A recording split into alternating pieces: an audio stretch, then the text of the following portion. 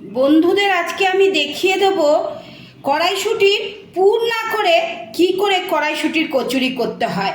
এর মধ্যে আমি দিয়েছি এই যে বাটাটাতে আমি দিয়েছি আদা আর কাঁচা লঙ্কা বেটে দিয়েছি বন্ধুরা, আর আমি দিয়েছি তেল ফোড়ন দিয়ে তার মধ্যে জিরে দিয়েছি, গোটা জিরে আর ধনে দিয়ে এই জিনিসটাকে এরকম করে রেখেছি।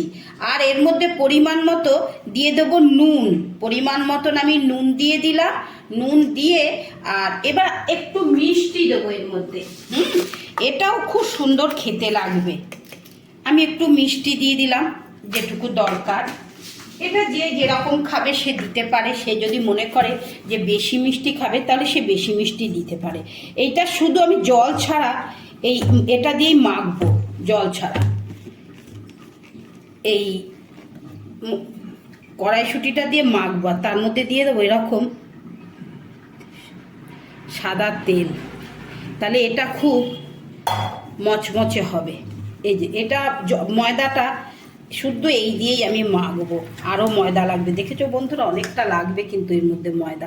এটা বুঝে বুঝে দিতে হবে, এটাকে বুঝে বুঝে ময়দাটাকে দিতে হবে।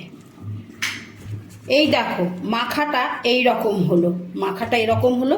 এর মধ্যে আমি একটু তেল দিয়ে এরকমভাবে এটাকে এখন 10 মিনিট রেখে দিলে জিনিসটা খুব সুন্দর হবে। এরকম আমি চাপা দিয়ে রেখে দেবো। এই দেখো বন্ধুরা, এইরকম বেলে বেলে রেখেছি আমি। এরকম একটু করে তেল দিয়ে এগুলোকে বেলবো। আর এই দেখো ভাজাটা এরকম হবে। তেলটা কি গরম হয়েছে? হ্যাঁ হয়েছে। এই দেখো এটা একটু অন্যরকম। এটা শর্টকাট কড়াইশুঁটির কচুরি হলো আজকে আমার। এই দেখো কি টোপরের মতো ফুলেছে, দারুণ ফুলেছে।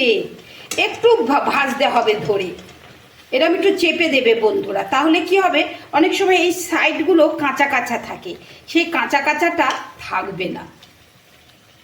রেডি হয়ে গেছে আমার এই রকম সবুজ সবুজ কড়াইশুঁটির কচুরি, আর এই রকম কড়াইশুঁটি দিয়ে ঝাল ঝাল লাল লাল আলুর দম।